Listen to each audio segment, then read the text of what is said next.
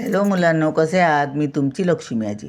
तर आज आपण अपूर्णांकांची पदावली सोडवणार आहोत. बघा, अधिक आणि गुणाकार हे दोन क्रिया आहेत, म्हणजे ही पदावली झाली. एकापेक्षा जास्त क्रिया असल्या की ती पदावली म्हणतात त्याला. आता यांचा आपण गुणाकार करणार. बघा, हे बघा केला आहे मी. 5 एके 5 आणि छेदात 3. तर का केला गुणाकार? तर इथे गुणाकाराचं चिन्ह आहे. आणि हेच जर असं असतं, हे बघा 5 पूर्णांक 1/3, त्याचं उत्तर असं आलं असतं 3 5 15 आणि 1 16 असं. हां, आता ह्या गुणाकार आहे, इथे खाली काही नाही म्हणजे 1 आहे आणि वरच्यांचा आपण गुणाकार सरळ करतो. अपूर्णांकात आपण गुणाकार सरळ करतो, खालचे आणि वरचे.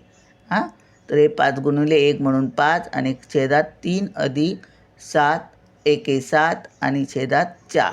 तर आपण छेद समान करणार. आता छेद समान करायचं म्हणजे 4ने ह्याला पण गुणायचं आणि ह्याला पण गुणायचं. दोघांना पण का गुणायचं? तर 3 हे वस्तू आहेत आणि 3 वस्तूंचे 5 रुपये आणि 4 त्रिक 12 करणार इथे आपण गुणाकार करून. 3 हे 4 पटीत वाढणार आहेत. मग वस्तू वाढल्या तर त्यांचे पैसे पण वाढणार ना तेवढ्याच पटीत. म्हणून 5 गुणिले 4 छेदात 3 गुणिले 4 अधिक 7 गुणिले 3 हे आणि छेदात 4 गुणिले 3. ही स्टेप नाही लिहिलात वरचे डायरेक्ट असं लिहिलात तरी चालतं.